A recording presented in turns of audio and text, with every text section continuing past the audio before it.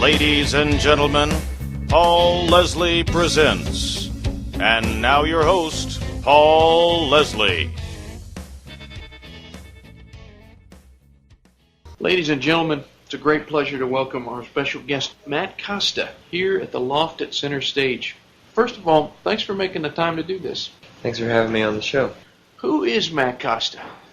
Well, I don't know. I've been trying to figure that out my whole life. I guess that's what the challenge is.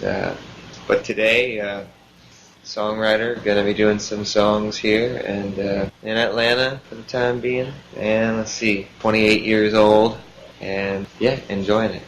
You got a new album out on Brushfire Records. It's entitled Mobile Chateau. So for everyone that's wondering, what exactly does Mobile Chateau mean?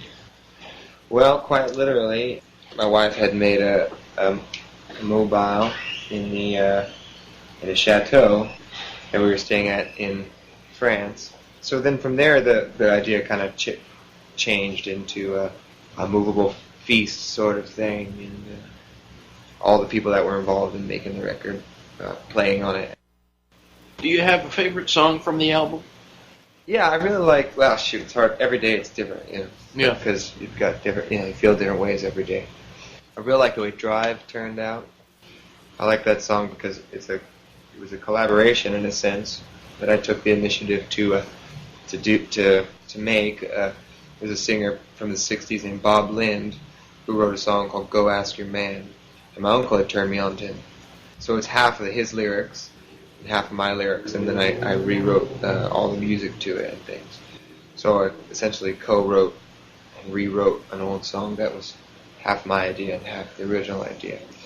And so I like that one for that reason, because I'd never done that before, and I felt like I would never felt like I could sing those songs, put it on a record, and believe it. You know what I mean? But for some reason, I felt a parallel in that with him in that song. So I felt like it was mine. I never felt like another song like that was my own until now. So that was kind of like an interesting something new that I did on this record. Our special guest is Matt Costa. Matt, tell us about some of your influences. Well, let's see. John Steinbeck, guys in my band, their influences. I think you put yourself around people that you can, that push you, And so, yeah, let's see, who else is there? Donovan, Fairport Convention, a lot of the 60s British stuff. I learned how to play folk music because of their interpretations of it, and then finally I went back to the American roots of it.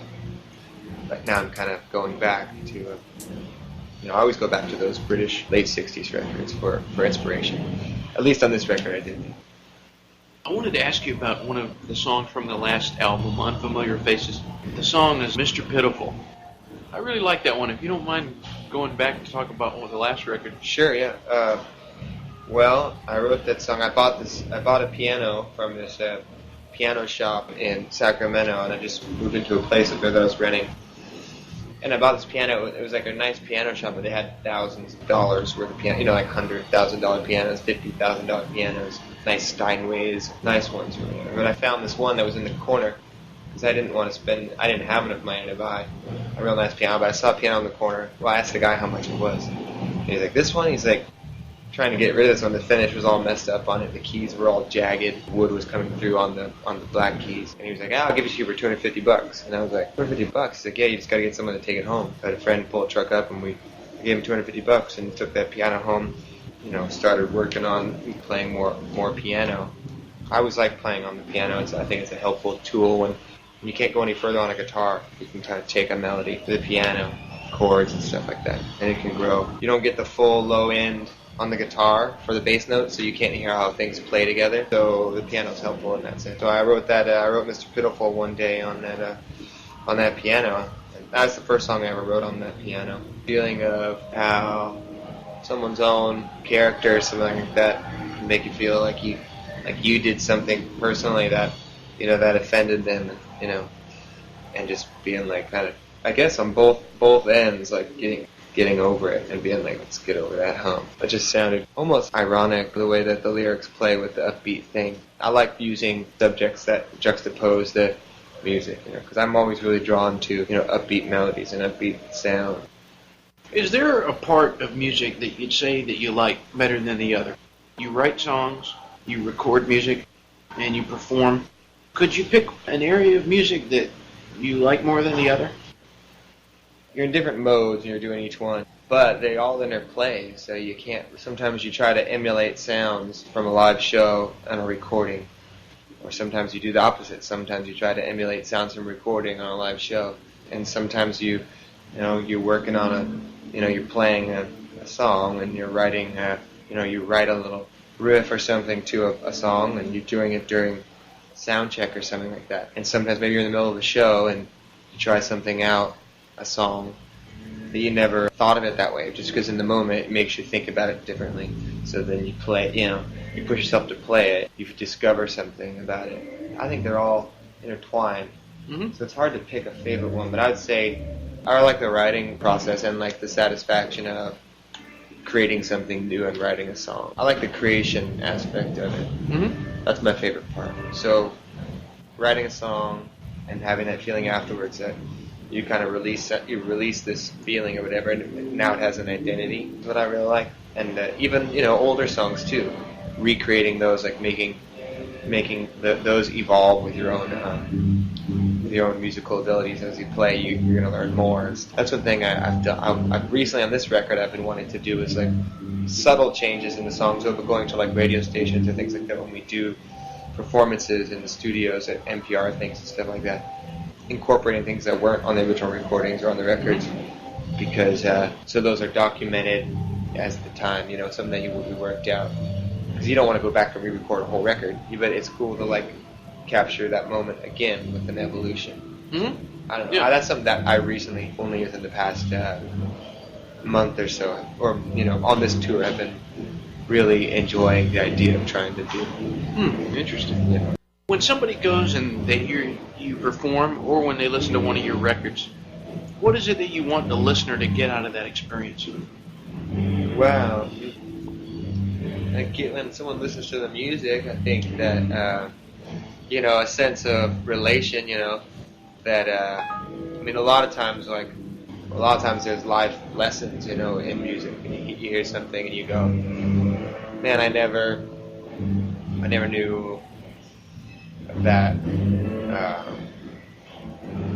that happened to someone else in their life, or that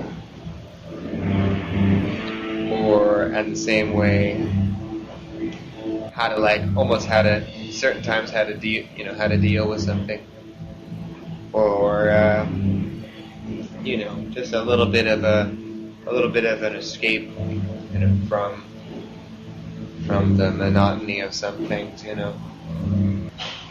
Yeah, that's why you put on your headphones and you can be anywhere and you can be someplace else.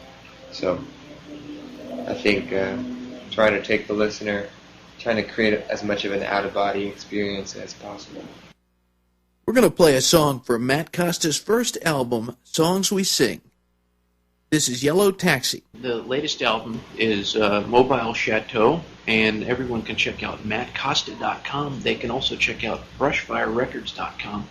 And speaking of Brushfire, how did you find your way on the Brushfire Records label? I remember in 2005 you were performing with ALO. How'd that happen?